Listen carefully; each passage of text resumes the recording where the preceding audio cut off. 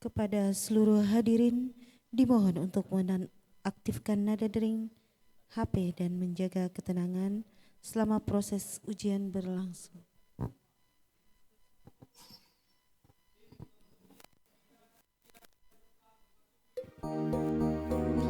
Tim penguji memasuki ruang sidang. Hadirin dimohon berdiri.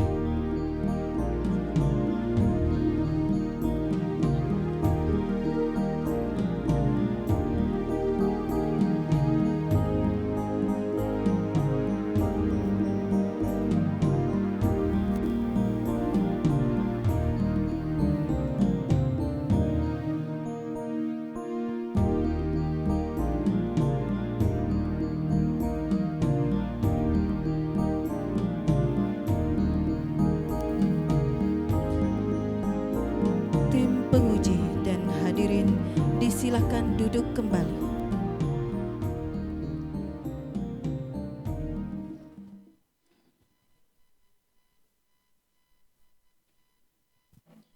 Sidang ujian terbuka program Doktor Pendidikan Agama Islam Pasca Sarjana Universitas Islam Negeri Sultan Haji Muhammad Idris Samarinda atas nama Taufikur Rahman NIM 2330100008 dengan judul Pengaruh Kecerdasan Emosional, Kecerdasan Adversitas dan Regulasi Dini. Dan regulasi diri terhadap kemampuan menghafal Al-Quran santri pesantren di Kalimantan Timur pada hari ini, Senin 17 Agustus 2026, 4 Rabiul Awal 1448 Hijriah. Assalamualaikum warahmatullahi wabarakatuh. Alhamdulillahirabbil alamin. Assalatu wassalamu ala asyrafil anbiya'i wal mursalin Sayyidina wa maulana Muhammadin wa ala alihi wa sahbihi ajma'in. Untuk membuka sidang pada malam hari ini, marilah kita awali dengan membaca suratul Fatihah.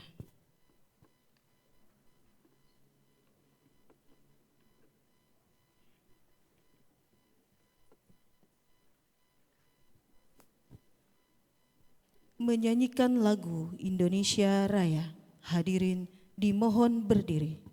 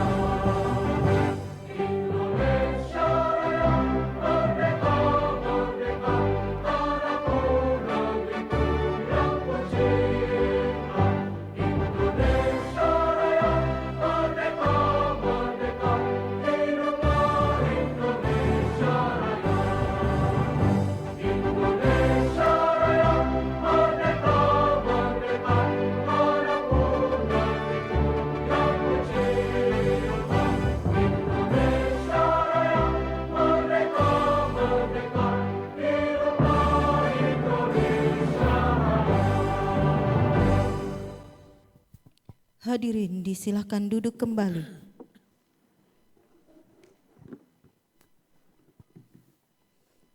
Promovendus menempati podium ujian.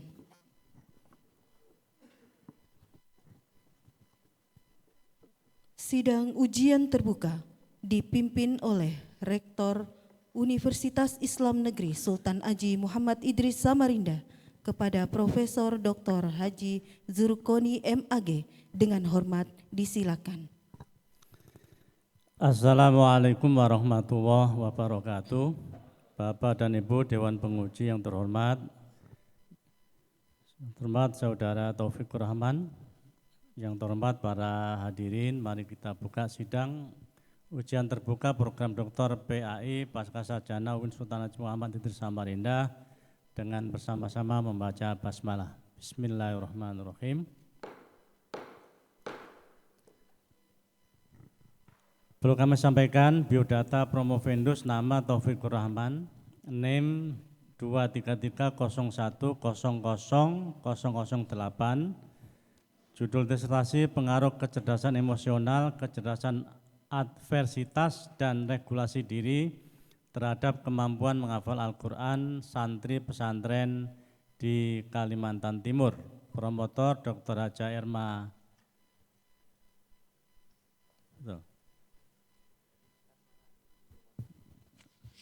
Dr. Haja Erma Fatmawati, Kopromotor Dr. Suratman MPD. Perlu diketahui tata tertib ujian terbuka program Dr. PAI Pascasarjana UIN Samarinda. Pertama, ujian dilaksanakan oleh Dewan Penguji dengan alokasi waktu kurang lebih 120 menit. Nilai lulus ujian minimal B dan hasil ujian bersifat final. Kami perkenalkan Ketua Sidang Profesor Dr. Zurkoni MAG, penguji utama eksternal Profesor Dr. Haji Babun Suharto MM, Guru Besar UIN Khas Jember, penguji utama Profesor Dr. AM Tahir MM, penguji 1 Profesor Dr. Khojir MSI, penguji 2 promotor Dr. Haja Erma Fatmawati, penguji 3 kopromotor Dr. Suratman MPD, sekretaris atau penguji 4 Dr. Agus Setiawan MPDI.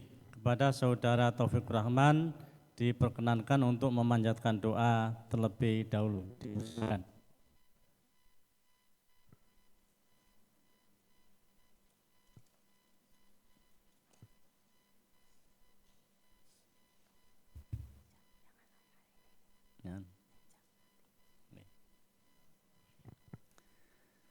Baik, sebelum dilanjutkan sesi konfirmasi atau pertanyaan dari para penguji, dipersilakan kepada Saudara Promovendus untuk mempresentasikan poin-poin temuan hasil penelitian Saudara, maksimal 10 menit. Dipersilakan.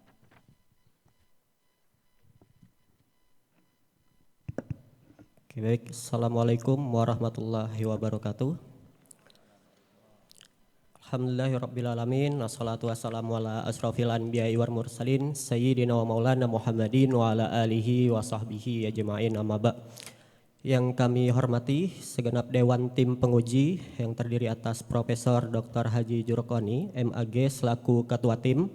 Yang kami hormati Profesor Dr. Haji Muhammad Tahir SAG MM selaku penguji utama. Yang kami hormati Profesor Dr. Haji Babun Suharto MM selaku penguji eksternal. Yang kami hormati pula Profesor Dr. Khojir MSI selaku penguji 1. Yang kami hormati dalam hal ini diwakilkan oleh Bu Profesor Dr. Hajah Erma Fatmawati selaku promotor. Kemudian Bapak Dr. Suratman MPD selaku kopromotor dan penguji 3 saya.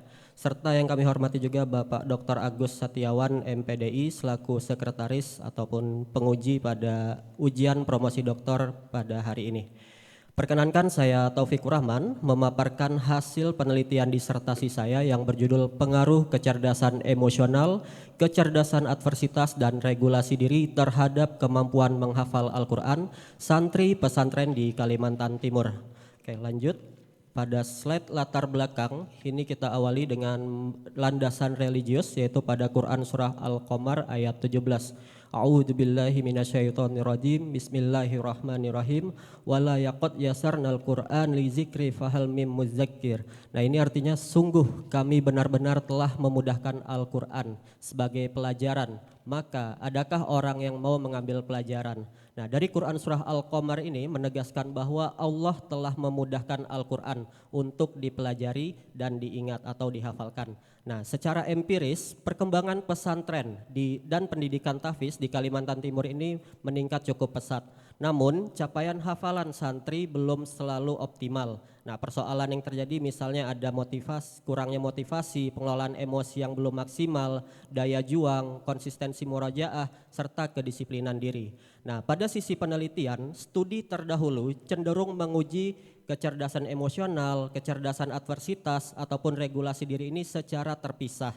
Nah, karena itu penelitian ini menguji ketiganya secara parsial dan simultan terhadap kemampuan menghafal Al-Quran dalam kerangka pendidikan agama Islam. Next.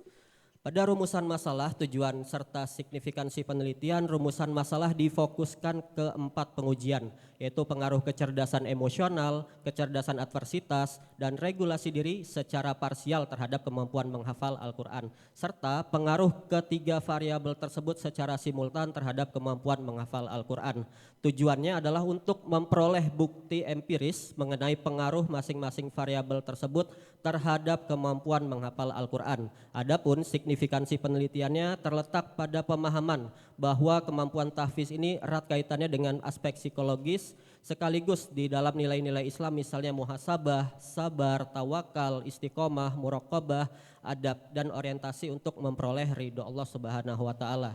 Next, pada kajian teori di sini ada beberapa landasan teori utama. Misalnya di sini ada kecerdasan emosional yang dikemukakan oleh Daniel Goleman. Nah, ini meliputi self-awareness, self-management, motivation, social awareness, dan relationship management. Nah, dalam perspektif Islam, indikator tersebut beririsan dengan nilai-nilai Islam, misalnya muhasabah, sabar, niat ibadah, empati, serta adab.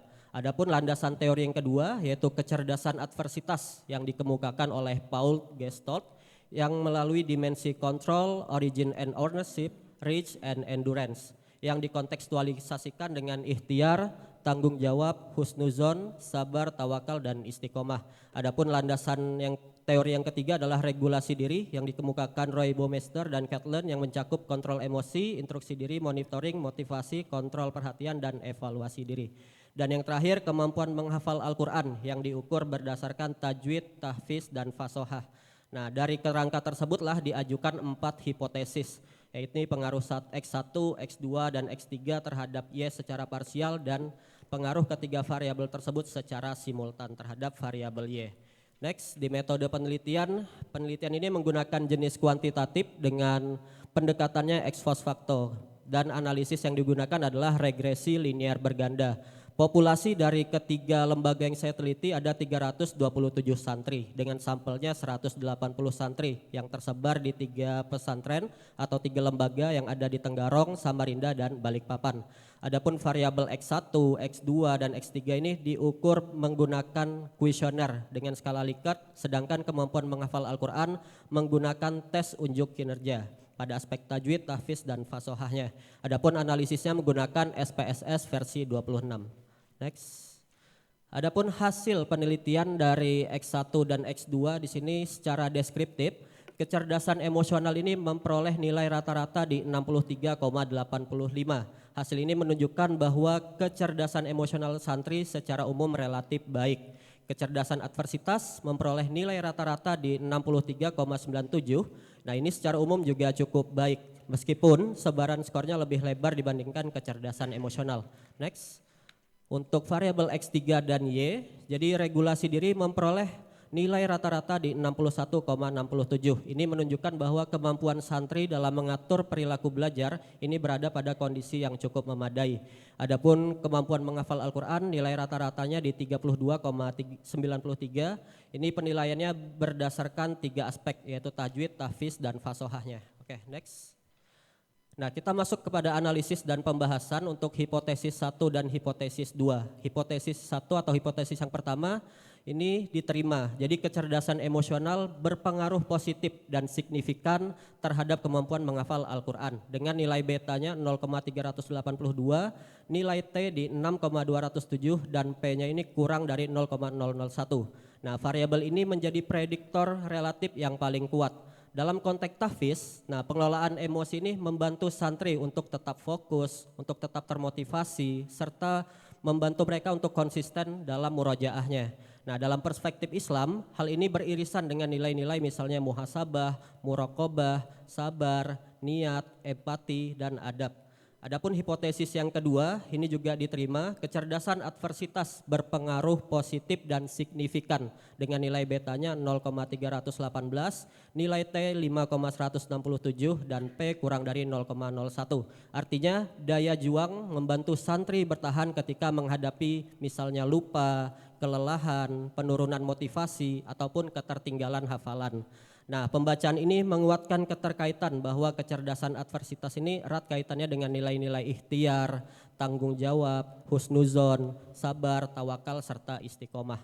Next, di analisis hipotesis 3 dan hipotesis keempat, hipotesis ketiganya diterima. Artinya regulasi diri ini berpengaruh positif dan signifikan terhadap kemampuan menghafal Al-Quran. Dengan nilai betanya 0,205, nilai T 3,387 dan nilai P-nya 0,01. Ini artinya regulasi diri membantu santri dalam merancang target, menjalankan strategi menghafal serta murojaahnya, serta mengevaluasi hasil hafalan mereka. Dalam perspektif Islam, proses tersebut erat kaitannya dengan muraqabah, muhasabah, pengendalian diri, dan orientasi ibadah kepada Allah.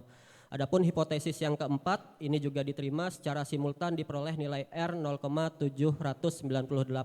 Adapun nilai R kuadratnya 0,637 dengan adjust R kuadrat yaitu 0,631 dengan nilai F 103,018. Dengan nilai P-nya kurang daripada 0,01. Nah, ini artinya ketiga variabel ini secara bersama-sama menjelaskan bahwa 63,7% variasi kemampuan menghafal Al-Quran dipengaruhi tiga variabel tersebut. Nah, jadi titik novelty daripada penelitian ini adalah pengujian yang integratif antara kecerdasan emosional, kecerdasan adversitas, dan regulasi diri secara simultan dalam konteks tahfiz dan PAI, serta indikator psikologi barat ataupun modern ini digunakan sebagai kerangka empirisnya, sedangkan nilai-nilai Islam ini menjadi landasan normatif dan interpretatifnya di lapangan. Nah, dari integrasi tersebut maka ada kecerdasan emosional tahfiz Qur'ani, adversitas tahfiz Qur'ani, dan regulasi diri tahfiz Qur'ani.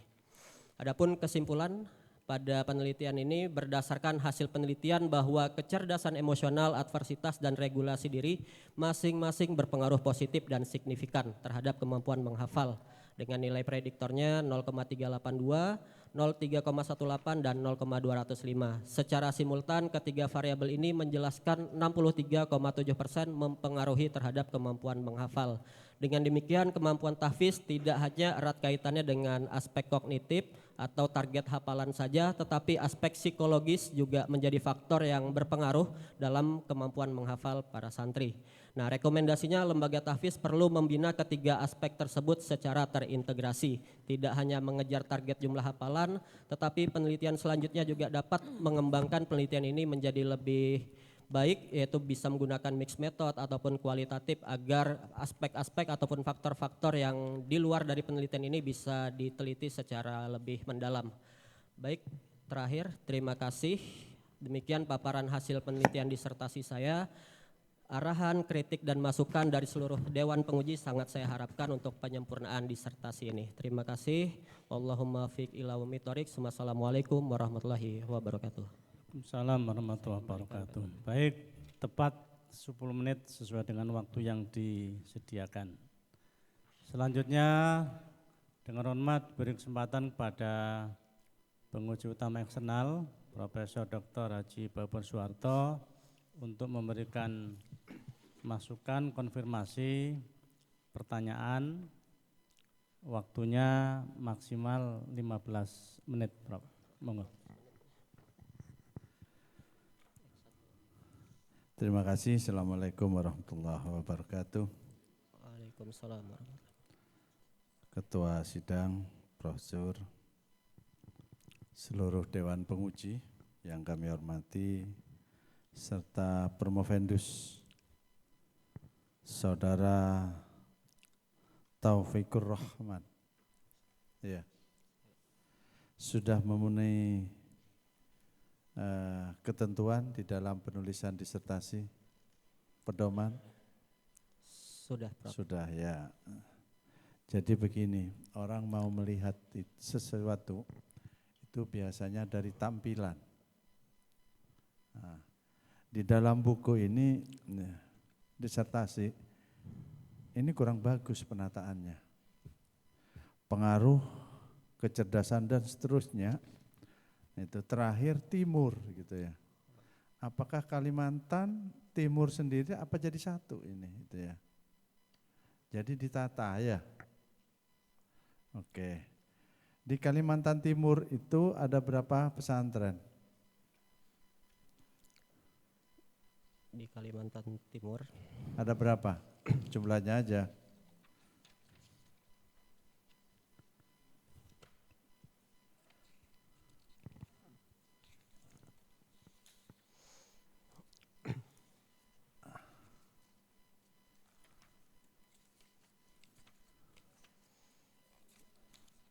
Berapa?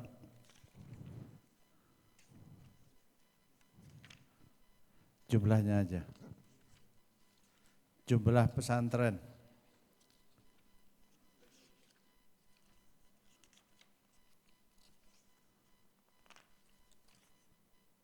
Ada? Hah? ada, Prof, di latar belakang. Ya kalau tidak ada jumlah pesantren, bagaimana bisa menentukan jumlah santri?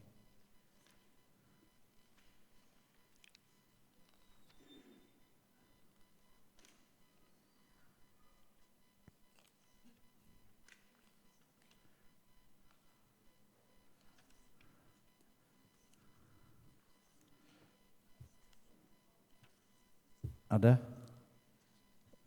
Ada enggak? Ada di Kelewat? Mohon maaf ini, Prof, punya. Tampilan di anu kan ada tadi itu. Ada berapa? Jumlah? Saya hanya meng-cross check aja. Mudah-mudahan. Ya, Ya, jumlah ada berapa? jumlah pondok pesantren berdasarkan data yang saya dapat di tahun 2020-2021 ada 176. Wes, 176 ya. Oke. Itu harus pas. Karena yang dijadikan dasar saudara populasi itu ada 327 santri. Ya, 327. 327 santri. Sementara pesantrennya ada berapa? 176.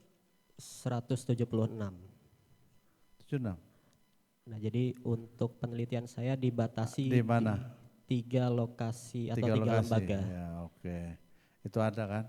Jadi dari 100 sekian hanya dibatasi 3 3 lembaga. ya. Yang pesantrinya 327. 327. Ya. Tapi sampelnya hanya 186.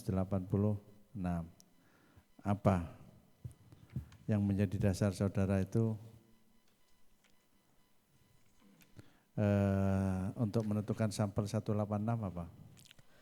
Baik, untuk penentuan sampel dari 327 santri ini mengapa hanya diambil 180? Karena menggunakan rumus Lovin. Oke. Rumus Lovin. Oke ya. Baik, ya saya mendengarkan secara cermat tadi ya apa yang saudara sampaikan. Dari awal sampai akhir kesimpulan, saya belum mendengar ya terkait novelty penelitian saudara. Ini menjadi penting ya. Karena yang saudara teliti ya di sini adalah kemampuan menghafal Al-Qur'an. Ya. menghafal Al-Quran. Kita bisa melihat di televisi, ada anak SD sudah hafal, ada seperti kita-kita udah ngaji terus nggak hafal-hafal. Ya. Dari fenomena ini sebenarnya bisa dijadikan novelty. Apa ini? Gejala apa? Coba sampaikan, novelty-nya apa? Karena ini penelitian disertasi. Apa? Baik, terima kasih Prof. Untuk novelty pada penelitian ini itu terletak pada pengujian integratif antara variabel kecerdasan emosional, adversitas dan regulasi diri ini secara simultan dalam konteks TAFIS. Artinya Kalau saya variabel-variabel minta 3 kata, 3 kata. novelty-nya apa? Integrasi, Keterbaruan itu enggak usah terlalu panjang, 1, 2 boleh. integrasi nilai-nilai Islam dalam Panjang. Seperti yang saya katakan, gitu ya. Ada banyak SD, anak SD sudah hafal. Ada yang sampai ngaji ya, tamat 30 kali, tapi belum hafal-hafal. Saya kira ini menjadi penting gitu ya. Makanya novelty itu harus tegas. Nah, karena di sini ada berapa variabel? ada 4. 3 variabel X, 1 variabel Y. Variabel bebas dan variabel terikat. terikat. Ya, terikatnya adalah Kemampuan menghafal kemampuan menghafal. Al-Quran. Dari apa yang saya katakan? Kalau tidak mendapat hidayah Al-Quran, maka mereka tidak bisa menjadi penghafal Al-Quran. Jadi kembali lagi gitu ya, bukan pada metodenya, tetapi hidayah. Ya. Itu. Jadi yang namanya novelty ada sesuatu. Ya. Itu coba ya, sampai rangkai 1 hidayah. Ya, hidayah Al-Quran. Apapun orangnya hebat, apapun ya, kalau tidak mendapat hidayah tidak akan bisa itu. Ya, tolong ya nanti. Selanjutnya saya tidak akan menghabiskan 20 menit. Ya, tolong sampaikan secara tegas. Ya, apa yang menjadi kelebihan penelitian saudara dibanding penelitian yang lain? Silakan. Oke, baik, terkait kelebihan penelitian saya dibandingkan penelitian yang lain adalah saya menggunakan teori-teori psikologi modern atau psikologi barat, namun Ya, terus. dalam aspek di lapangannya saya mengintegrasikan dengan nilai-nilai Islami seperti muhasabah. Saudara itu prodi apa? Prodi PAI. PAI, kok pendekatannya ke psikologi itu loh. Nah, jadi untuk nilai-nilai PAI-nya itu di psikologi pendidikan Islamnya itu, Prof. Psikologi ya, nanti biar dikembangkan ke yang lain. Karenanya tolong ya, sebagai saran saya dalam penelitian saudara harus tegas novelty-nya. Kalau saya memunculkan itu adalah hidayah Al-Quran. Tanpa itu maka mereka tidak akan bisa menghafal. Mungkin itu, terima kasih, saya kembalikan kepada Ketua Sidang. Baik, disampaikan terima kasih kepada penguji utama eksternal. Selanjutnya kesempatan kedua diberikan kepada Profesor Dr. Haji Muhammad Tahir, waktu 10 menit Pak, maksimal.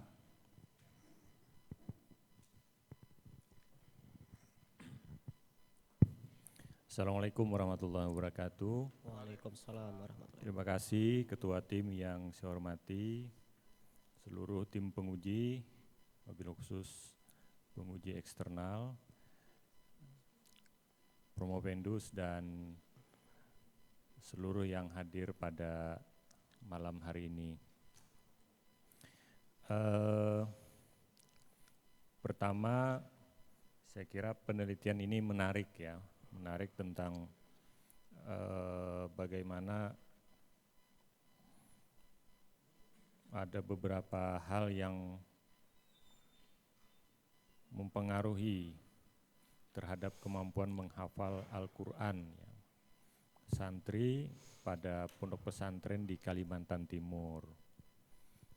Saya setuju dengan apa yang disampaikan oleh penguji sebelumnya bahwa menghafal Al-Quran ini banyak hal yang di luar nalar. Umur 7 tahun, mungkin 5 tahun sudah ada yang hafal Al-Quran. Ya mungkin kecerdasan emosionalnya, apalagi regulasi dirinya, nggak ada mungkin ya, belum terbentuk. Tapi dia sudah hafal Al-Quran ya. Kemudian ada para penghafal Al-Quran yang saya kira itu di luar ada tunanetra yang hafal Al-Quran dan lain sebagainya. Nah justru mungkin ke depan ya, barangkali ketika Anda memunculkan hal-hal yang di luar, dalam tanda petik di luar nalar orang, tapi memang Anda bisa merasionalkan itu terhadap proses penghafalan Al-Quran, saya kira ini suatu temuan yang luar biasa dan membawa manfaat yang besar, sehingga di luar orang bisa memahami bahwa Al-Quran itu memang kitab suci yang memang sudah dijaga, mempelajari apalagi menghafalnya itu dimudahkan, dan ada hal-hal yang di luar, dalam tanda petik ya, di luar nalar atau di luar logika kita untuk menghafalnya. Nah, berdasarkan contoh-contoh atau fakta-fakta yang ada gitu loh. Nah, terus Promopendus selama penelitian apakah pernah berinteraksi dengan para penghafal Al-Quran di tempat penelitian ini? Untuk berdiskusi itu pernah, waktu penelitian bertanya-tanya pengalaman mereka bagaimana ketika menghafal, kemudian kendala-kendalanya, terlebih juga para yang pengajarnya, lebih pada pengajarnya. Bagaimana bentuk interaksinya? Nah, interaksinya tidak terlalu detail sih, karena penelitian saya kan fokusnya di kuantitatif. Kalau kemarin cuma sekedar menanyakan dalam proses karena hafalan. Anda mengukur ya, mengukur. Kemudian menyebarkan angket gitu ya, interaksinya seperti itu. Tidak ada misalkan wawancara kamu berapa lama menghafalnya, kemudian apa yang membuat kamu bisa, misalkan bagi yang cepat ya, apa yang bisa membuat kamu cepat hafal dan lain sebagainya, itu belum sampai ke sana ya. Ya, baik. Ke depan lah ya, mungkin mudah-mudahan penelitiannya bukan hanya mengukur ini yang mempengaruhi, tapi ada hal-hal unik yang bisa membuka mata, membuka pengetahuan orang luar bahwa ini loh Al-Quran, sekian banyak kata, kalimat yang tersusun, kemudian ada yang berulang-ulang sebagainya, tapi bisa dihafal dengan mudah. Ya, seperti kata penguji tadi, mungkin hidayah ya, karena faktor hidayah. Nah, kalau di tempat penelitian ada yang umurnya mungkin di bawah di bawah logika, ada yang 7 tahun, 8 tahun sudah hafal Al-Quran, ada? Baik, terima kasih. Untuk lokasi penelitian sini kebetulan santrinya itu di usia SMP. Jadi kisaran 13, 14 gitu, Prof. Ada yang sudah hafal 30 juz? Di Balikpapan kemarin sudah ada beberapa yang hafal, bahkan mereka sudah mengabdi untuk menjadi tutor sebaya. Oke, di SMP sudah hafal 30 juz. Berarti dia hafal sejak kapan? Ketika masuk itu mereka diprogramkan 2 tahun itu sudah hafal 30 juz. Nah, yang hafal 30 juz ini belum sampai 2 tahun. SMP sudah hafal 30 juz. 30 juz. Berarti hafalnya waktu SD. Nah, itu saya tidak mendalami, Prof. Tidak mendalami sejak kapan dia menghafalnya. Ya, mungkin ke depan ya Anda menemukan misalkan ya menelusuri fakta-fakta penghafal Al-Quran. Nah, dari situ Anda rangkum, kemudian kelihatan bahwa ternyata memang menghafal Al-Quran itu ya di samping karena ketekunan, Anda sebutkan di sini pengaruh lingkungan gitu kan, keteladanan, berulang-ulang dan lain sebagainya, tapi ada faktor lain yang sangat menentukan ya. Nah, mudah-mudahan berkah penelitiannya ya. Amin. Anda masih muda sehingga sholat tadi saya kira mahasiswa baru yang habis ospek gitu, Prof. Karena bajunya putih pakai dasi. Ternyata sudah S3 ya ternyata. Alhamdulillah Anda masih muda, masih sehat, nanti mungkin diteruskan penelitiannya karena ini berkah ya. Mungkin terima kasih, cukup, selamat, dan saya kembalikan kepada Ketua Tim. Assalamualaikum warahmatullahi wabarakatuh. Waalaikumsalam. Terima kasih kepada utama kedua. Berikutnya kesempatan diberikan kepada penguji 1, Profesor Dr. Khojir MSI, waktu 10 menit, Pak.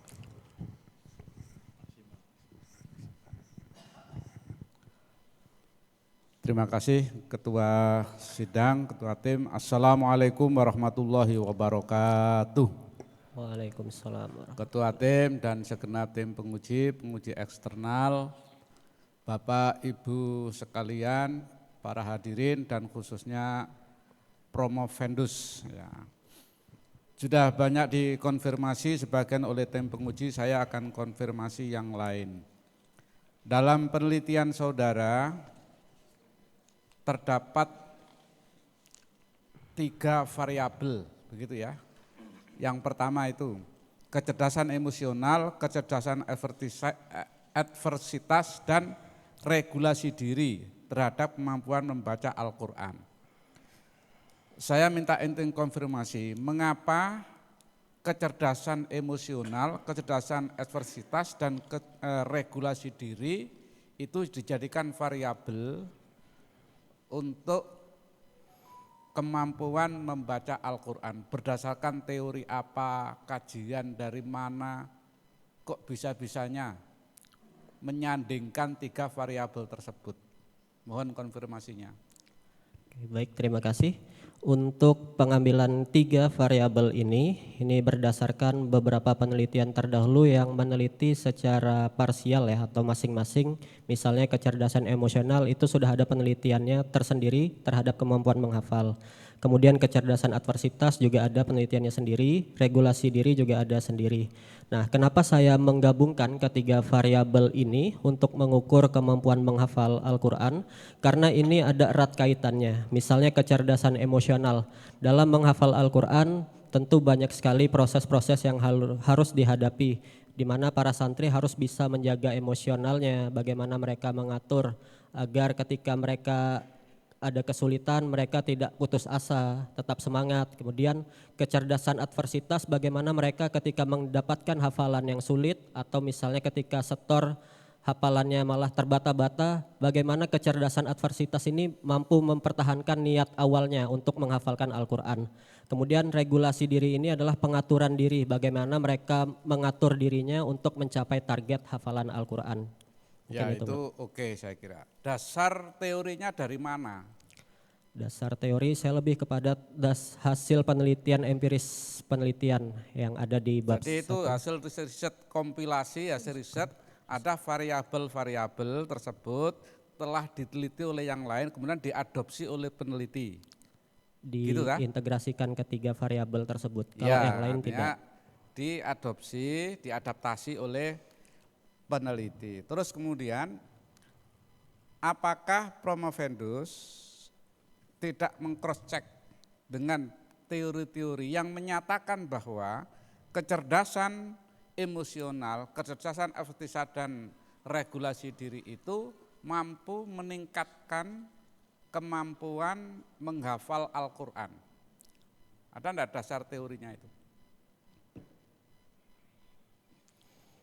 Kalau teori secara eksplisit yang menyatakan kecerdasan emosional terhadap kemampuan menghafal Al-Quran itu belum ada, tetapi dia lebih kepada kemampuan menghafal pada aspek yang umum, Prof.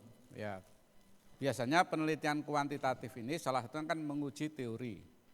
Nah, kalau begitu teori siapa yang diuji?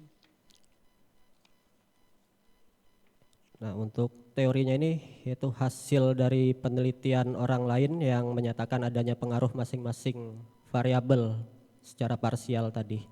Nah, memperkuat hasil temuan mereka atau menolak hasil temuan yang sudah ada. Jadi saudara ini memperkuat penelitian-penelitian yang sudah ada dengan variabel yang parsial. Begitu ya? Ya, betul, Pak. Oke, itu dipertegas kalau bisa ditemukan ya teorinya, meskipun bunyinya tidak persis semacam itu. Saya kemudian konfirmasi, itu ada 3 variabel. Coba berikan penjelasan secara di pesantren, bagaimana cara kerjanya, misalkan kecerdasan emosional bekerjanya dalam menghafal Quran itu seperti apa? Kecerdasan emosional ya cara kerjanya dalam menghafal Al-Quran. Jadi kemampuan para santri ini dalam mengelola emosi bukan hanya sekedar ketika mereka menghafal ya, tetapi ketika mereka murojaah kemudian setoran hafalan. Nah, kecerdasan emosional ini berperan penting juga. Mungkin ketika mereka setoran hafalan ada hal-hal yang keliru kemudian ditegur. Nah, kalau kecerdasan emosionalnya kurang baik biasanya akan langsung ngedown dan segala macamnya. Nah, jadi cara kerjanya itu ketika menghafal dan juga misalnya ketika menyetorkan hafalan ataupun dikoreksi. Nah, jadi mungkin itu sedikit, Bro. Saya belum mendapatkan gambaran yang real, contoh dalam menghafal Quran, korelasinya dengan menghafal Quran, itu kegiatan-kegiatan apa atau kondisi seperti apa kecerdasan emosional itu?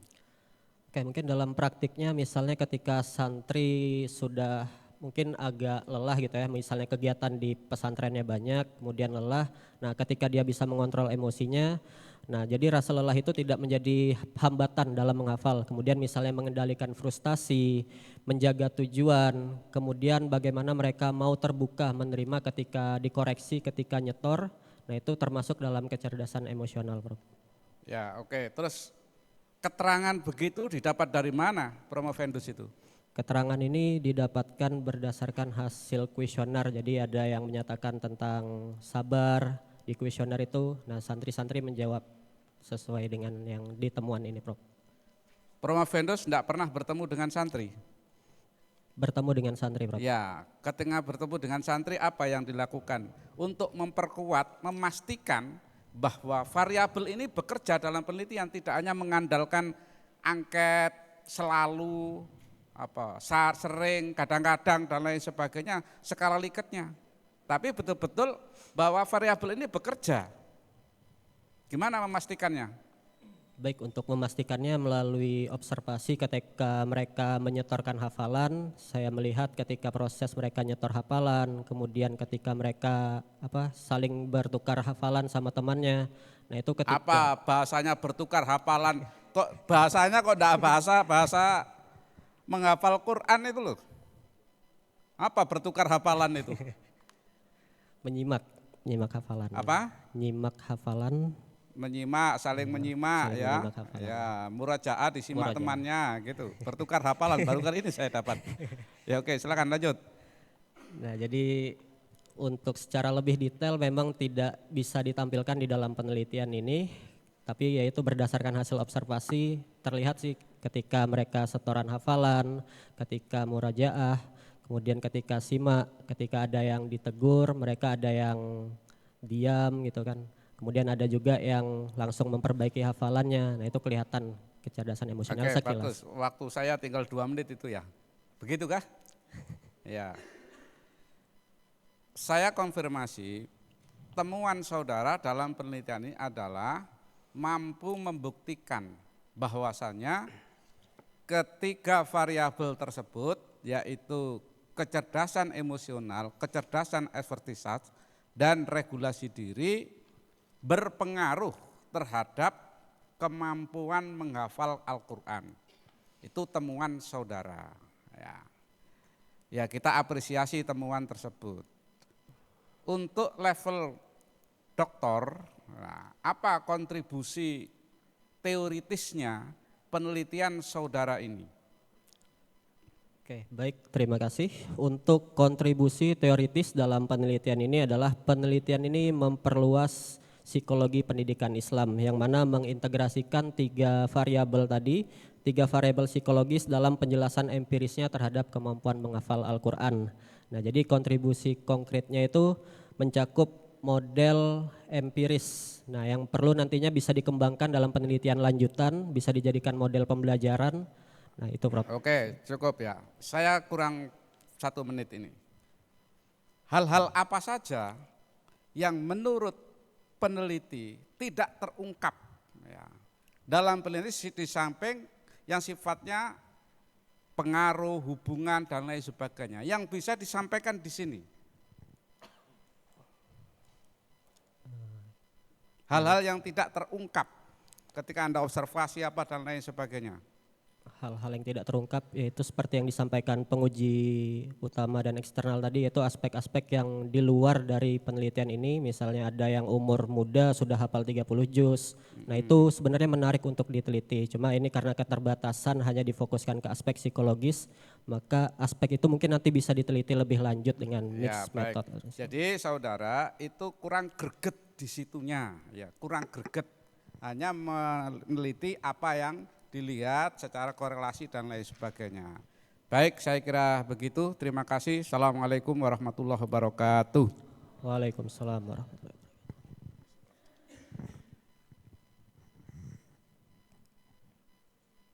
Tepat 10 menit. Selanjutnya kesempatan diberikan kepada penguji 2, Ibu Dr. Haja Erma Fatmawati, MPD. Dipersilakan Bu, 10 menit Bu.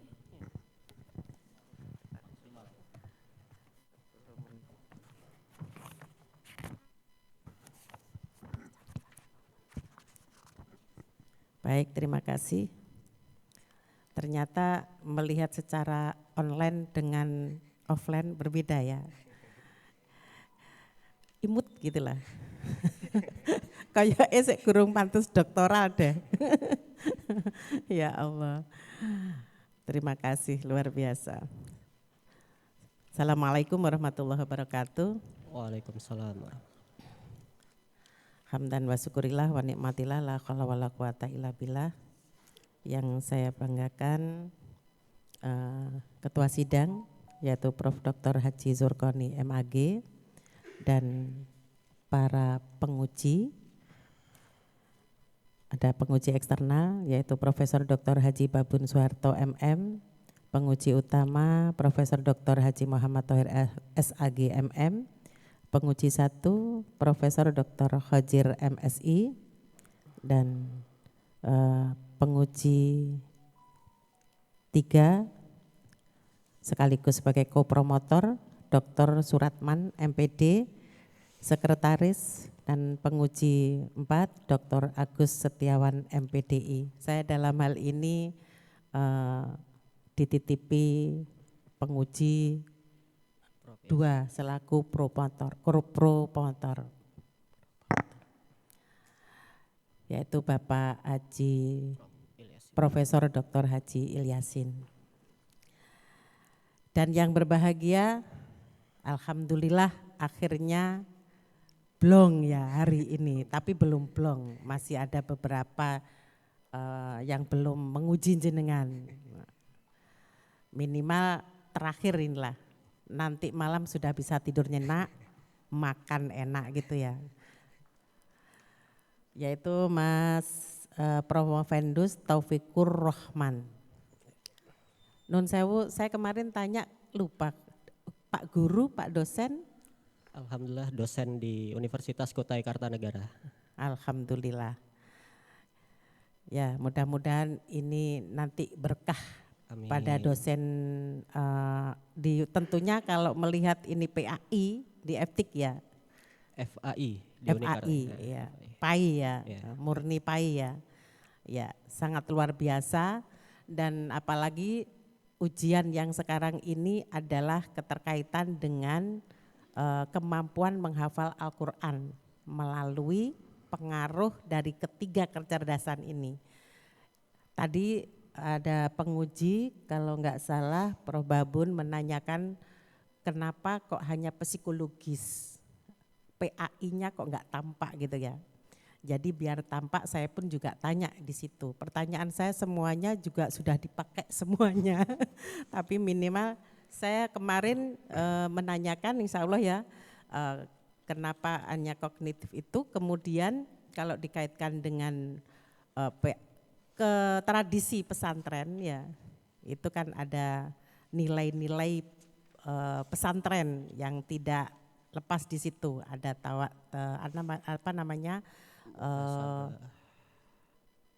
Muhasabah tadi, Bro. Nah ya, sehingga nilai-nilai itu tidak terbuang gitu ya. Jadi kebiasaan kekhasan pesantren tetap dipakai. Nah, yang saya Taufikur Rahman Provendus kan hanya mengukur 3 pengaruh di sini. Tentunya tidak hanya cukup pengaruh kecerdasan emosional, kecerdasan adversitas, dan regulasi diri. Namun saya yakin, jadi tidak hanya cukup di sini. Tadi ada beberapa yang harus dikupas di situ. Yang saya tanyakan di sini tidak lepas dari tentunya dalam kemampuan menghafal Al-Quran tidak hanya psikologis saja, karena di situ butuh kemampuan kognitif juga. Nah, apalagi dalam pembelajaran PAI itu dibutuhkan di situ biar ada nilai PAI-nya. Maka perlu strategi atau di dalam pondok pesantren yang ada di Kalimantan Timur ini yang sudah dijadikan sampel di situ subjek, yaitu 3 pesantren. Bagaimana dengan kebijakan-kebijakan yang dipakai di situ, terus pembiasaan. Nah, ini kan mempengaruhi dari kemampuan menghafal Al-Quran itu. Tentunya dari ketiga lokasi ini kan berbeda, baik itu kebijakannya, aturan-aturannya, pembiasaannya, sehingga tidak mempengaruhi kecerdasan dari ketiga faktor 3 ini gitu. Bagaimana itu dalam penerapannya ketiga ini? Apakah sama ataukah berbeda? Dan itu pertanyaan satu. Pertanyaan kedua, kalaupun toh ini berbeda, ada suatu pembeda, tentunya di situ walaupun ini secara kuantitas, nah minimal tidak hanya diukur secara kuantitas saja, tetapi kualitas pun menjadi utama juga dalam kemampuan menghafal Al-Quran, kan begitu. Nah, coba dijelaskan apa kiranya yang menjadi pembeda di situ dari ketiga faktor ini. Terima kasih, monggo. Baik, terima kasih Ibu Dokter atas beberapa pertanyaannya mengenai penerapan ketiga variabel di 3 lokasi. Nah, jadi di 3 lokasi ini misalnya di Pondok Pesantren PPIQ Miftahul Ulum yang ada di Tenggarong. Nah, jadi mereka punya program sejak awal masuk itu mau memilih mau yang kitab kuning atau khusus tahfiz. Nah, jadi ketika mereka memilih program khusus tahfiz, maka selama proses pembelajarannya mereka hanya fokus di program tersebut. Nah, jadi aspek-aspek psikologis ini bisa berpengaruh terhadap hal tersebut. Kemudian di Samarinda selain itu ada program hafalan, tetapi ketika mereka ingin menghafal lebih lanjut itu ada namanya daurah tahfiz. Nah, jadi di daurah tahfiz ini mereka ke satu lokasi khusus untuk mengikuti program hafalan. Nah, ini erat kaitannya dengan kecerdasan adversitas karena dia tidak di lokasi pondok yang awal, tapi dia ditempatkan di suatu tempat untuk melakukan daurah tahfiz. Jadi kecerdasan adversitas, bagaimana mereka tetap bertahan untuk menyelesaikan program tahfiz tersebut. Nah, itu berpengaruh di sana. Kemudian yang di Balikpapan, nah ini lokasi ini regulasinya itu atau peraturan dari pondoknya itu harus hafal 30 juz dalam waktu 2 tahun target mereka.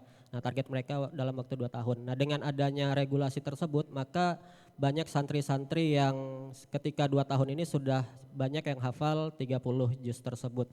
Nah, jadi tingkat-tingkat seperti regulasi diri, bagaimana mereka mengatur dirinya supaya mencapai target tersebut terjadi di lokasi ini. Kemudian untuk terkait kualitas, karena penelitian ini sifatnya kuantitatif ya, yang hanya menunjukkan berapa persen pengaruh-pengaruhnya. Adapun untuk kualitas secara lebih detail, mohon maaf mungkin tidak bisa saya tampilkan secara utuh.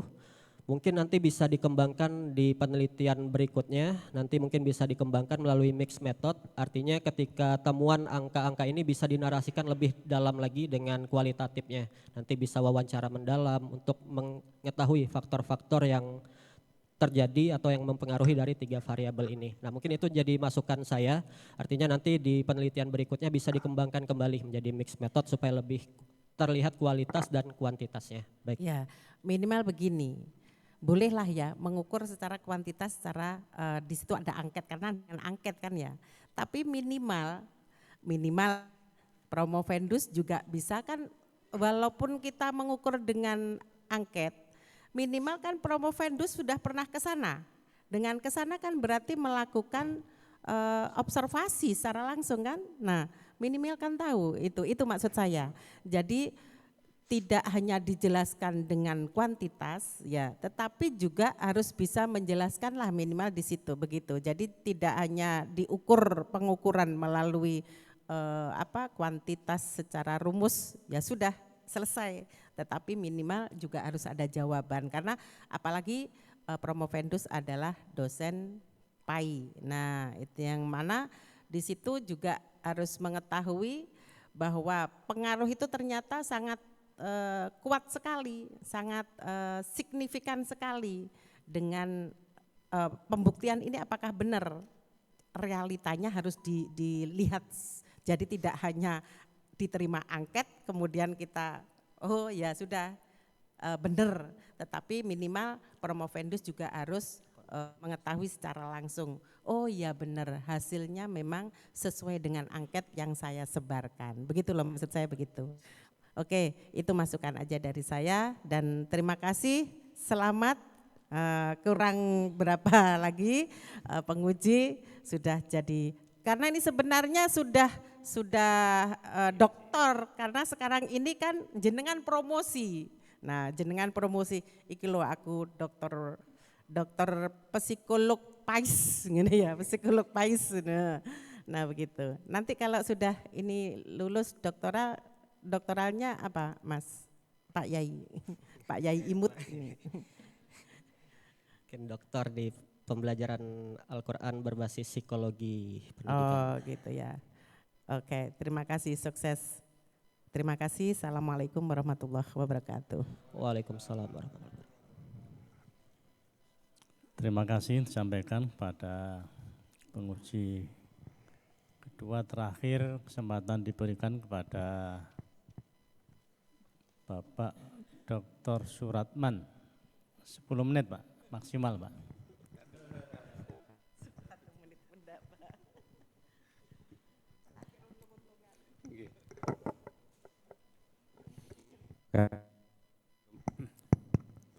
Assalamualaikum warahmatullahi wabarakatuh. Waalaikumsalam warahmatullahi wabarakatuh. Yang saya hormati pimpinan sidang dan seluruh penguji serta saudara Promovendus Taufikur Rahman dan pendukungnya, selamat sudah sampai ke sidang promosi gitu ya, alhamdulillah luar biasa. Judul Anda adalah penelitian kuantitatif gitu ya. Jadi nanti bisa di cross check ulang beberapa sumber asli yang mengujinya dengan product moment korelasi. Ya, kemudian menguji pengaruh dengan determinasi. Dua hal yang mirip tapi berbeda. Ya. Yang kedua mungkin nanti bisa dicek ulang di beberapa sumber. Kalau pengaruh itu biasanya bisa menggunakan uji ANAVA. Ya, saudara di sini adalah menggunakan uji R ya. Ya, uji R yang menentukan korelasi antara masing-masing variabel ya, variabel X1, variabel X2 dan seterusnya gitu ya. Yang di situ agar konsisten dalam penentuan dari judul, rumusan masalah, kemudian hipotesis. Manakala itu adalah sebuah pengaruh, maka konsennya adalah pada R kuadrat, bukan R. R kecil maksud saya, tapi yang menunjukkan bahwa besarnya pengaruh adalah bervariasi 4 hipotesis yang saudara Provendus uji. Saya ingin menanyakan yang pertama adalah coba berikan gambaran ya, besarnya pengaruh ya yang saudara uji, misalnya adalah hipotesis keempat. Tadi kalau tidak salah diperoleh nilai R-nya adalah 0, sekian dengan nilai R kuadratnya 0,637. Gitu ya. Ya. Bagaimana dilihat dari penelitian kuantitatif dari segi keterbatasan dan definisi operasionalnya. Silakan berikan tanggapan. Oke, baik, terkait batasan pada penelitian kuantitatif berdasarkan hasil penelitian saya Prof. Pak. Terkait hasil temuannya ini R kuadratnya 63,7%, artinya 63,7% ini kemampuan menghafal Al-Quran dipengaruhi oleh 3 variabel tadi, ada kecerdasan emosional, adversitas, dan regulasi diri. Sedangkan sisanya di 36,3 itu dipengaruhi oleh faktor-faktor lain. Misalnya tadi ada hidayah, kemudian metode, regulasi lembaga. Nah itu adalah faktor di luar dari 63,7% ini. Mungkin itu sedikit. Ya, tadi ada pengaruhnya ya. Ada pengaruhnya 63,7%. Berdasarkan pengalaman saudara, mungkin nanti bisa dikualitatifkan Anda ikut mondok dan menghafal Al-Quran, jadi mix method gitu ya, luar biasa itu, akan ditemukan faktor lain yang sebanyak sisanya tadi ya, jadi 62,3% itu ya, faktor-faktor yang lain mempengaruhi gitu. Mungkin ada sebuah gambaran di luar teori yang Anda uji, karena salah satu keterbatasan dan fungsi penilaian kuantitatif adalah menguji teori. Ya, kemungkinan faktor-faktor apa ya yang sudah mungkin terlihat saat observasi, saat ketemu santri katanya ya, yang kemungkinan berpengaruh tetapi tidak diteliti. Coba berikan gambaran dari beberapa pondok yang sudah Anda teliti. Baik, terkait faktor-faktor di luar dari penelitian saya yang terlihat yang kemungkinan bisa mempengaruhi itu adalah misalnya metode hafalannya, kemudian terkait regulasinya, regulasi pondoknya ketika ditetapkan harus hafal sekian juz dalam waktu sekian, nah itu juga mempengaruhi mereka. Kemudian misalnya faktor lain misalnya lingkungan. Nah, lingkungan juga mempengaruhi mungkin antara sesama santri atau misalnya santri dengan gurunya atau ustadznya. Nah, itu juga bisa mempengaruhi. Mungkin itu sedikit Prof yang terlihat ketika penelitian. Dari 4 hipotesis ya, Anda uji, hipotesis mana yang Anda uji? Ulangi, hipotesis mana yang saudara uji? Hipotesis yang diuji. Iya, hipotesis mana? Dalam statistik ada rho, ada H0, ada H1. Yang Anda uji yang mana? H1, hipotesis 1. Iya, betul. Ada H1, H2, H3 itu kan. Ada H0, ada alternatif itu. Yang Anda uji secara statistik, kan kuantitatif, hipotesis yang mana? Yang saya uji hipotesis alternatifnya, yang terdapat pengaruh dan signifikan. Boleh diberikan contoh satu hipotesis? Hipotesis 1 misalnya. Hipotesis yang Anda maksud dan hipotesis apa yang diuji? Oke, baik, misalnya hipotesis 1, kecerdasan emosional terhadap kemampuan menghafal Al-Quran. Kalau hipotesis 0-nya tidak terdapat pengaruh antara kecerdasan emosional terhadap kemampuan menghafal Al-Quran. Untuk hipotesis alternatifnya, kecerdasan emosional berpengaruh terhadap kemampuan menghafal Al-Quran. Nah, jadi yang diujinya hipotesis alternatif. Berarti untuk membuktikan itu secara statistik, tentu ada hipotesis yang diuji, yaitu hipotesis nol. Tidak dapat pengaruh, tapi Anda membuktikan bahwa ada pengaruh itu kan? Ya, itu yang diuji ya. Yang diuji berarti H0-nya ya. Yang diuji untuk membuktikan bahwa ada pengaruh ya dari beberapa dokumen atau hipotesis yang Anda lakukan sehingga muncul kesimpulan. Ada 4 kesimpulan ya. Kesimpulan dari hasil pengujian hipotesis 1, pengujian dari hipotesis 2, pengujian dari hipotesis 3 dan hipotesis keempat. Bagus sekali itu ya. Coba saya minta saudara membuat kesimpulan di disertasi ini apa gitu. Bukan kesimpulan dari hasil pengujian hipotesis. Dengan melihat kerangka hipotesis 1, 2, dan 3. Coba Anda berikan kesimpulan disertasi ini apa? Oke, baik. Terima kasih. Terkait kesimpulan dari disertasi ini bahwa keberhasilan menghafal Al-Quran tidak hanya dipengaruhi kemampuan kognitif ataupun intensitas pengulangan hafalan, tetapi juga keterpaduan antara aspek-aspek psikologis, misalnya kecerdasan emosional, kecerdasan adversitas, dan regulasi diri, sehingga kemampuan menghafal Al-Quran ini tidak hanya diukur berdasarkan jumlah hafalan saja, tetapi aspek psikologis dari santri juga perlu diteliti, perlu dikaji. Alhamdulillah luar biasa. Nanti tambahkan di disertasinya ya. Jadi Anda sudah bisa membuat kesimpulan disertasi bukan hanya kesimpulan hipotesis. Terima kasih. Kami mohon maaf jika terdapat tutur kata yang kurang berkenan. Saya kembalikan ke pimpinan sidang. Assalamualaikum warahmatullahi wabarakatuh. Waalaikumsalam. Baik, Saudara Taufikur Rahman. Sebagai penutup,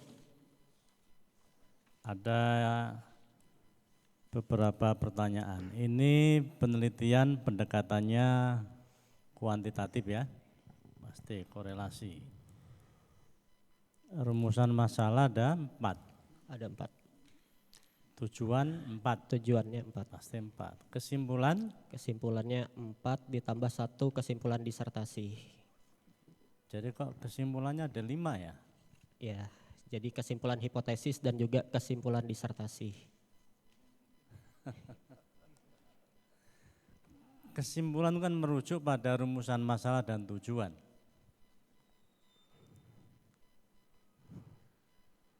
Jadi kalau ada kesimpulan yang kelima itu berarti ada penumpang gelap di situ. Ya, disesuaikan. Oke? Baik. Oke. Saya tertarik dengan yang disampaikan oleh penguji utama di depan. Ini tiba-tiba terpilih sekian sampel, 300 ya, 300 dari berapa populasi? Untuk jumlah santrinya, Prof, atau jumlah lembaga? Populasi, kalau populasi 327. Ya, mestinya ini menggunakan multi state sampling ya. Dimulai dari pemilihan pesantrennya. Sekaltim itu ada berapa, kemudian dipilih berapa. Mestinya begitu. Nah, pertimbangannya apa? Apakah pengambilan pesantren itu menggunakan random atau menggunakan purposive sampling dengan beberapa pertimbangan, dengan beberapa catatan? Nah, di pesantren yang dipilih itu kemudian santrinya ada berapa? Nah, itu kemudian diambil, ditentukan sampelnya dengan teknik apa. Jadi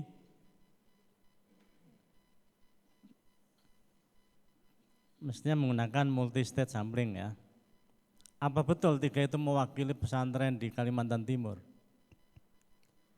Oke, baik, untuk mengeneralisir hasilnya ini tidak bisa langsung mengeneralisir ke Kalimantan Timur, tapi bisa ke lembaga-lembaga yang mempunyai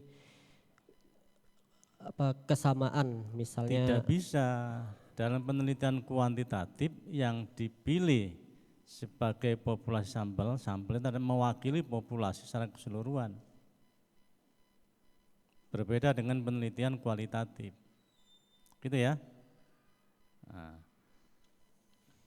Kemudian Saudara Bromo Vendus menyatakan bahwa secara simultan pengaruhnya itu 63,7% ya. Anda sebut cukup kuat. Kalau saya memilih kata atau kesimpulan lemah, Anda setuju tidak? Kalau berdasarkan hasil empiris penelitian ini, maka pengaruhnya itu kuat. Ya, Anda menggunakan bahasa cukup kuat. Kalau saya menggunakan lemah atau saya menggunakan kuat, bisa? Tidak. Ya, itu karena Anda tidak menentukan kriteria disebut kuat, lemah itu seperti apa. Maka di bab 3 itu ya disebut pengaruh kuat, pengaruh lemah itu seperti apa. Nah, ini penelitian kuantitatif. Nah, ini bisa tidak ketika ada pengaruh secara simultan, bisa tidak untuk pengaruh parsialnya dimunculkan. Ketika X1 berpengaruh terhadap Y itu seberapa besar kontribusi X1 terhadap Y, X2 terhadap Y, X3 terhadap Y, gitu ya, X4 terhadap, harusnya begitu. Sehingga diketahui mana di antara 3 variabel itu yang katakanlah yang dominan mempengaruhi variabel Y, kemampuan menghafal Al-Quran. Ada satu kesimpulan yang agak timpang ketika disebut pengaruh, rumusan pasal nomor 1 ya, pengaruh kecerdasan emosional terhadap kemampuan menghafal Al-Quran. Di kesimpulannya itu nomor 1 itu bukan kemampuan menghafal, itu ke proses menghafal. Kenapa disebut proses menghafal bukan kemampuan menghafal?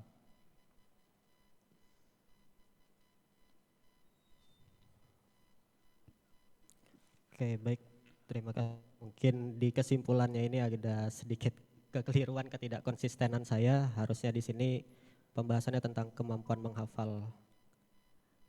Ini nanti diperbaiki, Prof. Oke, diperbaiki ya. Baik, saya kira itu, dan nanti ada beberapa catatan yang nanti bisa diselesaikan di luar forum ujian terbuka ini. Baik, ujian disertasi program doktor atas nama Taufikur Rahman akan diskors 5 menit untuk melakukan sidang kelulusan bersama Dewan Penguji, dan saudara dipersilakan meninggalkan podium sementara waktu. Silakan.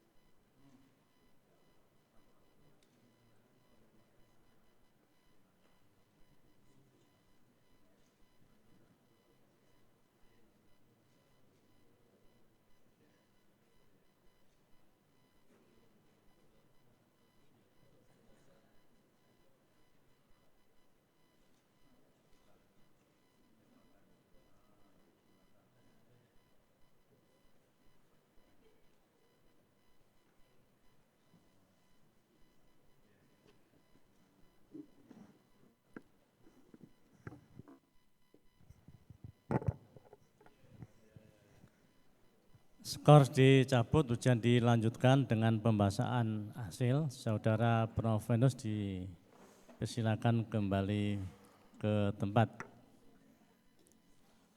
Bagus.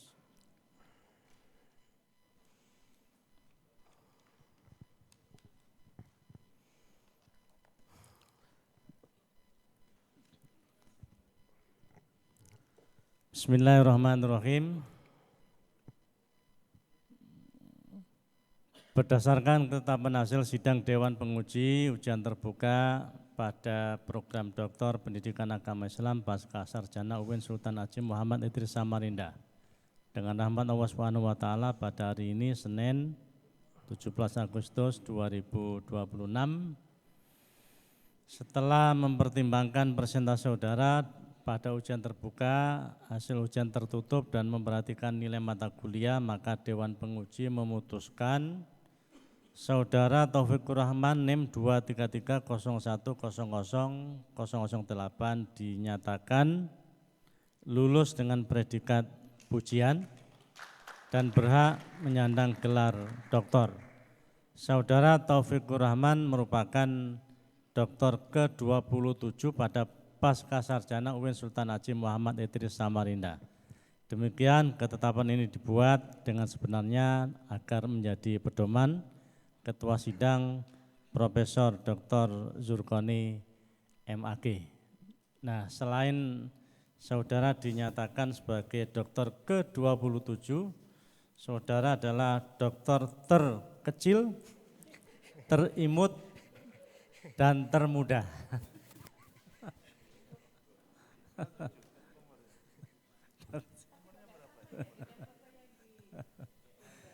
Demikian ujian terbuka disertasi program doktor hari ini dan mari kita tutup bersama dengan bacaan hamdalah. Alhamdulillah.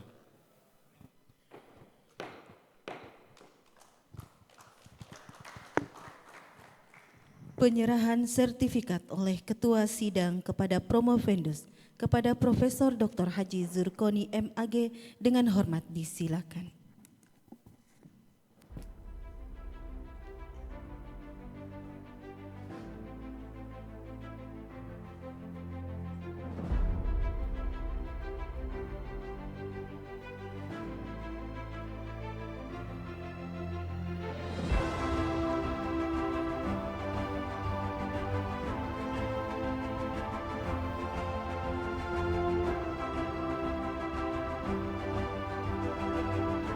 Silakan kembali ke tempat masing-masing.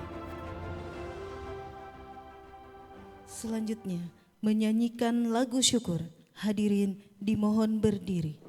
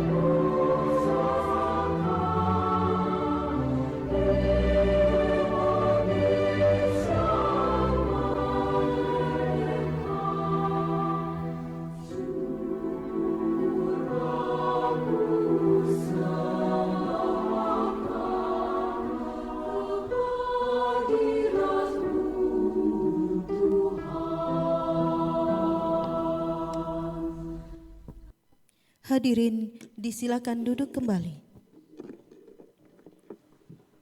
Penyampaian pesan dan kesan oleh Promovendus kepada Dr. Taufikur Rahman disilakan.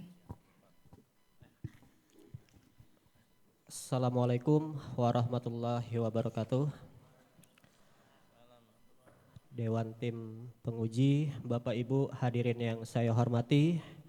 Hari ini tentu menjadi hari yang sangat berarti bagi saya, hari yang sangat bahagia buat saya, karena bukan hanya satu tahapan akademik akhirnya saya lewati, tetapi karena pada hari ini saya bisa melihat kembali perjalanan panjang saya dari S1 akhirnya bisa menyelesaikan sampai ke tahapan S3 ini. Tentu sangat banyak sekali proses yang dihadapi.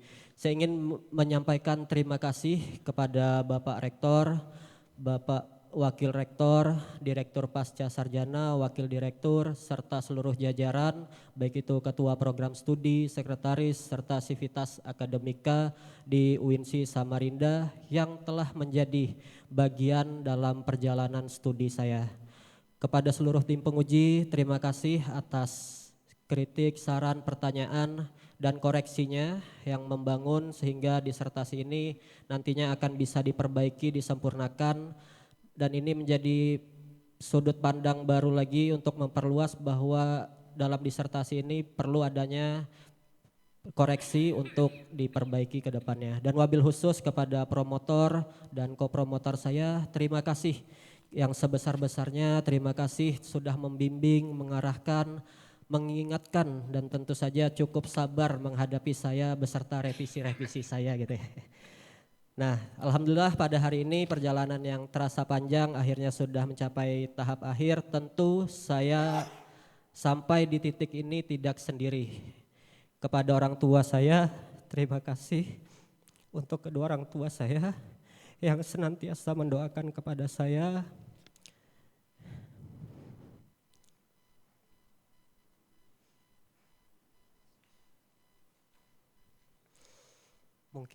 Mungkin tidak semua doa saya dengar, tapi saya yakin setiap malam orang tua saya pasti mendoakan untuk kesuksesan anak-anaknya. Dan saya berharap dengan berdirinya saya di sini semoga menjadi kebanggaan bagi kedua orang tua saya.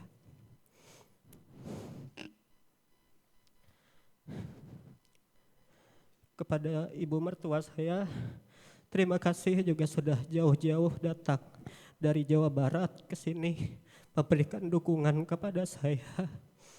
Saya sangat mengucapkan terima kasih. Berkat doa beliau juga, alhamdulillah saya bisa berdiri di podium ini. Tak lupa juga saudara-saudara saya, kakak saya Zainuddin yang sebentar lagi juga akan diwisuda ya di auditorium 22 Zulhijjah. Selamat, semoga nanti juga bisa menjadi doktor, lanjut nanti di studi Islam ya, di ekonomi syariah nantinya. Dan juga kepada adik saya terima kasih atas dukungannya selama ini, dan juga tetap semangat, sebentar lagi mencapai semester akhir, artinya sebentar lagi keluarga kita akan ramai wisuda ya, musim-musimnya wisuda. Terima kasih juga kepada wabil khusus istri saya tercinta Ariska Melinda yang menemani proses perkuliahan S3 saya, yang selalu mendoakan, mendampingi, mensupport saya meskipun pulang dari kampus membawa revisi, pikiran masih direvisi, badan sudah di kamar gitu ya. Saya mohon maaf, tapi akhirnya ini sudah selesai. Nah, kemudian saya juga sedikit mengucapkan rasa syukur, alhamdulillah telah lahir bidadari kecil kami tepat pada H-1 ujian tertutup kemarin. Nah, sepertinya si adek tahu ayahnya bakal ujian promosi doktor. Jadi adek mau ikut menyaksikan ayahnya secara langsung di hadapan. Nah, ini menjadi ketika adek besar nanti adek akan lihat bahwa ayah berjuang dan adek menjadi saksi hidup bahwa ayah menjadi seorang dokter pada hari ini. Karena pada akhirnya gelar dokter ini tidak ada artinya kalau saya tidak bisa menjadi ayah yang baik, tidak bisa menjadi suami yang baik, tidak bisa menjadi anak yang baik, atau tidak bisa menjadi dosen atau pengajar yang berkontribusi untuk umat dan bangsa. Semoga dengan gelar yang saya dapat pada hari ini menjadikan saya menjadi pribadi yang lebih baik dan menjadi pribadi yang bermanfaat, baik itu untuk bangsa dan negara. Terima kasih kepada semua pihak yang telah menjadi bagian dalam perjalanan panjang saya. Semoga setiap ilmu, doa, bantuan, dan kebaikan yang diberikan kepada saya dibalas oleh Allah berlipat ganda. Mungkin itu saja sedikit dari saya. Terima kasih, kurang lebihnya saya mohon maaf. Wallahumma fiq ila waqmi thoriq. Wassalamualaikum warahmatullahi wabarakatuh. Penyampaian nasihat akademik oleh ko-promotor kepada Dr. Suratman MPD dengan hormat disilakan.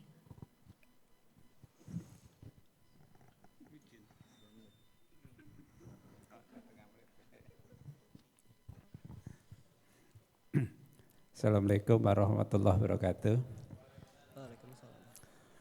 Yang saya hormati pimpinan sidang, penguji eksternal, penguji 1, dan seluruh tim penguji dan sekretaris sidang. Dan yang saya hormati juga tim pendukung, orang tua mungkin, istri dan teman-teman dari Mas Taufikur Rahman. Dan selamat Saudara Taufikur Rahman sudah dipromosikan menjadi seorang dokter yang memiliki disertasi dengan judul Pengaruh Kecerdasan Nasional, Kecerdasan Universitas, dan Regulasi Diri terhadap Kemampuan Menghafal Al-Quran Santri Pesantren di Kalimantan Timur. Buah disertasi ya, perlu sebuah ketekunan, keteladanan, keuletan, dan siap untuk menghadapi beberapa rintangan. Alhamdulillah saudara sudah dapat menyelesaikan dengan memperoleh gelar doktor, walaupun kecil ya tadi ya, tapi insya Allah Pak Rektor ini kecilnya cabai rawit gitu ya. Ya, sehingga nanti ke depannya setelah selesai menulis disertasi bukan berakhir dan berhenti menulis, tapi dilanjutkan meneliti kembali yang mungkin lebih dalam, baik dalam bentuk kuantitatif dan kualitatif ataupun campuran, atau mungkin dituangkan di dalam sebuah buku ya. Mungkin ini nanti bisa dituangkan, dituliskan dari buku, mungkin monograf, mungkin referensi, atau mungkin yang lainnya, sehingga diharapkan ke depannya adalah betul-betul memiliki dampak, terutama di pondok pesantren di Kalimantan Timur. Sekali lagi selamat dan kepada saudara, mudah-mudahan hari ini, malam ini merupakan sebuah kenangan yang terindah mungkin ya, seumur hidup tidak akan terlupakan. Dan saya doakan saudara Taufikur Rahman, Dr. Taufikur Rahman, nantinya menjadi dokter yang amanah dan ilmunya berkah. Terima kasih dari saya. Assalamualaikum warahmatullahi wabarakatuh. Disampaikan terima kasih. Selanjutnya sesi pengambilan dokumentasi. Promovendus dipersilakan mengambil posisi di atas panggung untuk melakukan dokumentasi bersama tim penguji.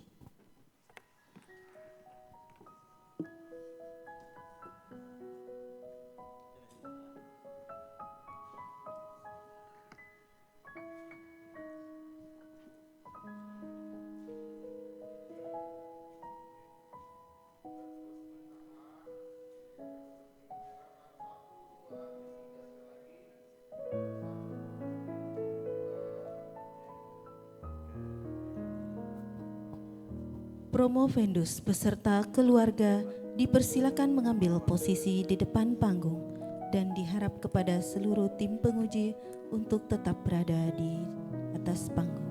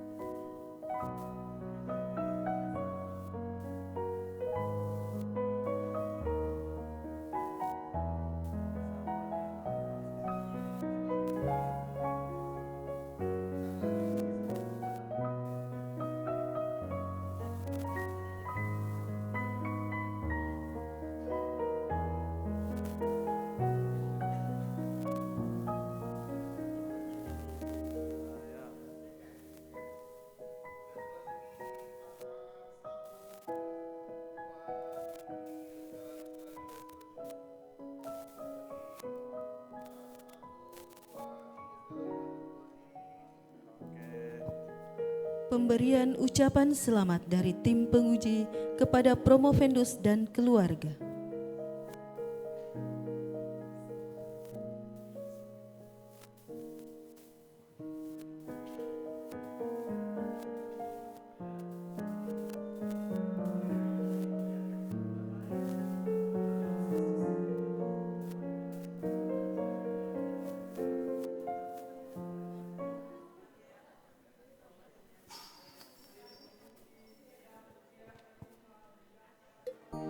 Tim penguji meninggalkan ruang sidang. Hadirin dimohon berdiri.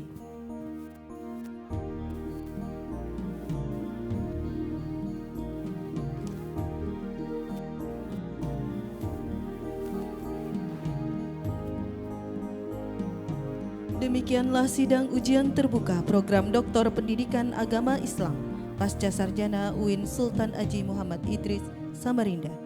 Marilah kita tutup dengan bersama membaca hamdalah. Saya selaku pembawa acara memohon maaf jika terdapat kekurangan. Akhirul kalam, wallahul muwaffiq ila aqwamit thoriq. Wassalamualaikum warahmatullahi wabarakatuh.